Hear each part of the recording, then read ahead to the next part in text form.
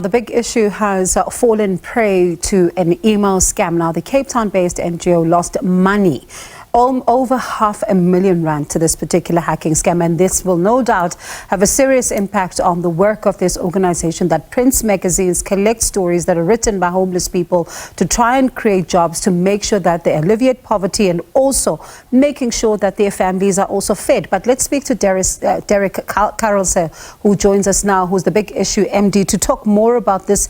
Derek, this is distressing. How did it happen? Hi, good evening to you and your viewers and listeners.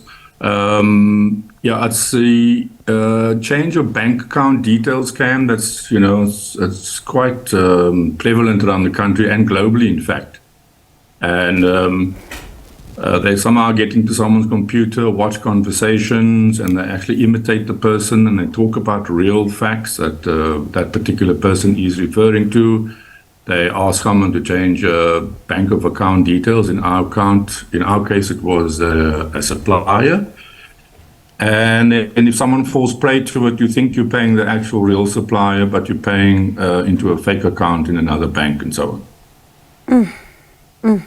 And this, of course, comes at a huge cost. And let's talk about the impact that this will now have on the work that you're doing. Yeah, so we support economically marginalized adults in the townships in and around Greater Cape Town. We basically provide work for the vendors. They buy the magazine for half the cover price. In the case of the Big Issue, it's 30 Rand the cover price. They pay 15, and then they make 100% profit margin by selling it for 30. And then the Big Issue also, we've been piloting the magazine, and we also have a magazine for 6 to 9-year-olds called Little Issue, and they are sold on selected Pick n Pay, Spar, and CNA stores around the country. So we're asking people to help us raise funds, which we urgently need, because we are quite a big family. We have 160,000 6 to 9-year-olds around the country that we deliver Little Issue magazine to in 7 provinces. And there are about 121, 130 vendors in Cape Town who have about plus minus 6 dependents. So it's about 840, 900 people. So we're actually asking South African families to chip in maybe $50 each, donate 200 Rand, for example, or WhatsApp groups or departments in companies, and donate 200 Rand to the Big Issue. We're also appealing to corporations, CSI departments, people who have the means to donate a fair amount of money, philanthropists, foundations, trusts, and so on, because it's a lot of money for us. And all the money we raise must go to the suppliers. So we're not actually raising money for ourselves. We're raising money for the money that was lost to the supplier.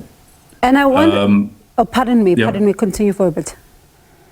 One of the impacts or the outcomes of this horrible scam is that also affects how many magazines we can print, how many magazines we can sell, and how much money the vendors make. So there's a ripple effect throughout the whole organization and all the beneficiaries.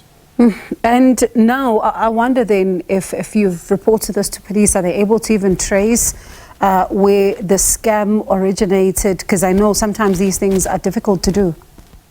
Yeah, we've gone the full hog with all the investigations. We've done the police, we've done Standard Bank was our bank.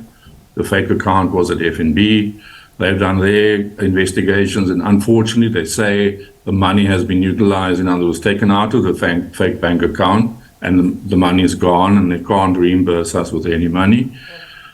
Luckily for us, wolfpackrisk.com is a South African company who specializes in anti-cybercrime, and they very kindly come on board to do a full investigation on a pro bono basis. Yeah.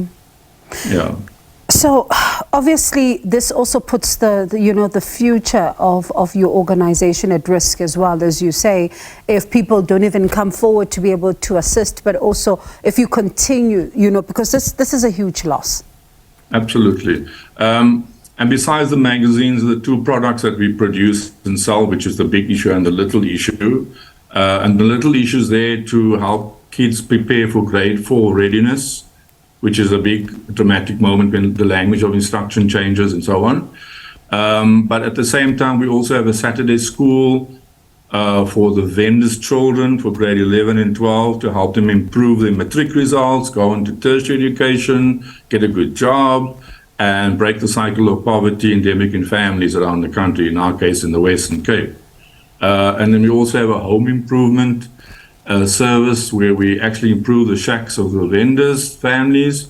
It's kindly sponsored by Warwick Wealth and Spirit Invest, so that they don't have to spend their hard-earned money on upgrading the shacks.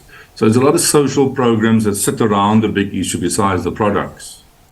And Derek, I know we're out of time, but how do they get involved, those who are watching, if they would like to heed your call? All our information's on Facebook, Twitter, known as X, Instagram, LinkedIn. There's information on our website, our bank account details are there. This Friday, we start a SnapScan QR code fundraising channel so that people can just snap from the code on their phone and so on. So all the information's out there on our social media pages and on our website. Derek, I'm so sorry for what happened. I mean, being scammed is one of the most, painful things, and really do hope that, you do get the assistance and South Africans do rally behind you. That is Derek Carelse, who is the Big Issue MD.